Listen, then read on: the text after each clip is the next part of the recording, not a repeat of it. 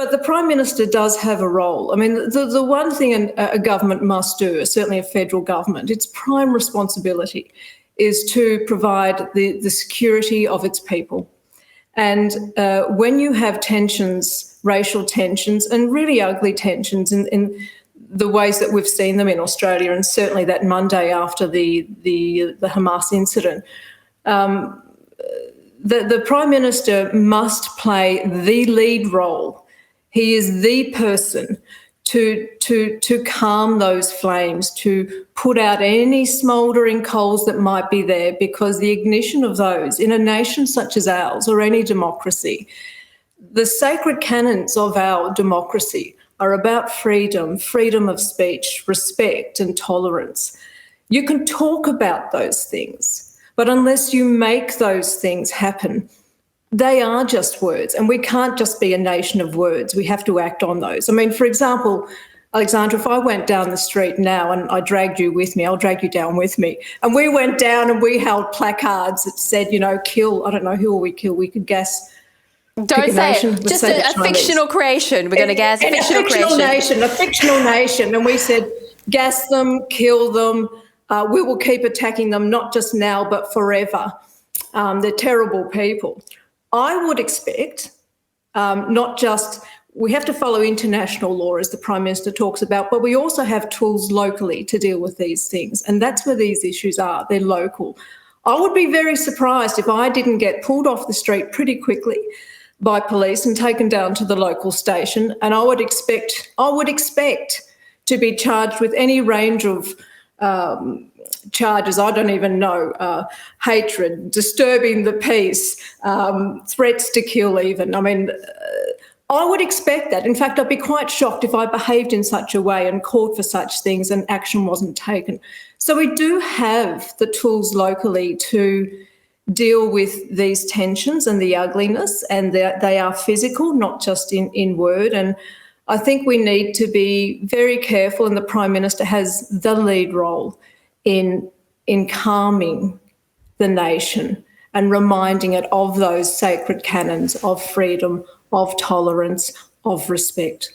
Well, the Prime Minister isn't just there to calm the nation. He needs to calm his Parliament down as well, because there's a few activist members of Parliament in there that are stirring up these tensions on the floor of Parliament, and that is not the way forward. If the country is supposed to lead by example, then maybe that's not the best idea for Parliament either. Now, it's not just this incident we've got going now. I've noticed that after the Voice to Parliament, when the press went all in on the Voice to Parliament, they were extremely loud.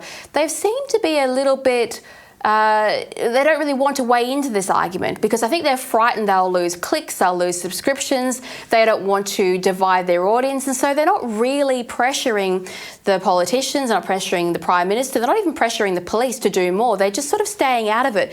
Now, that seems to me that maybe there's something wrong with the press as well this time around. Maybe they're a little bit frightened.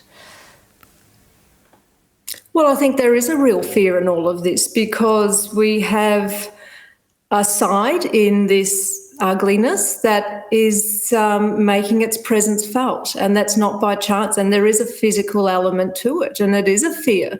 And the Jews of Australia say they are afraid. Well, they're right to be afraid. And unless you tackle it, that fear does spread.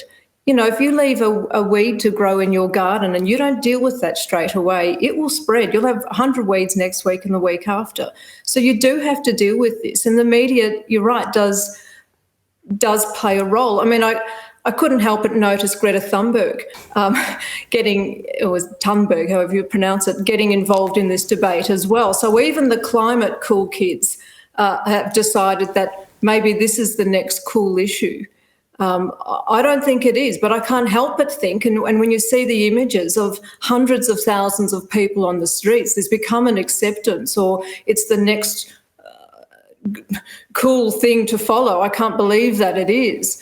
But there is an element, obviously, that there is an acceptability to that. And unless the media plays a role in presenting both sides, yes, they're both sides to this, but they must do that, and they must do it really responsibly, and to not present this as an issue. I mean, if it was, for example, if the example I gave before, if I went down the street and behaved terribly and asked, I would expect the media to come down on me. Imagine if Lawrence Fox went down the street and made the same claims that these people are calling. He would be front page news for the disgraceful things he was saying. He'd be charged with everything. You know that, I know that, he knows that. So I think the media has to be responsible and unafraid. They'll have to be unafraid to uphold their charters of honesty and integrity in the work they do as well.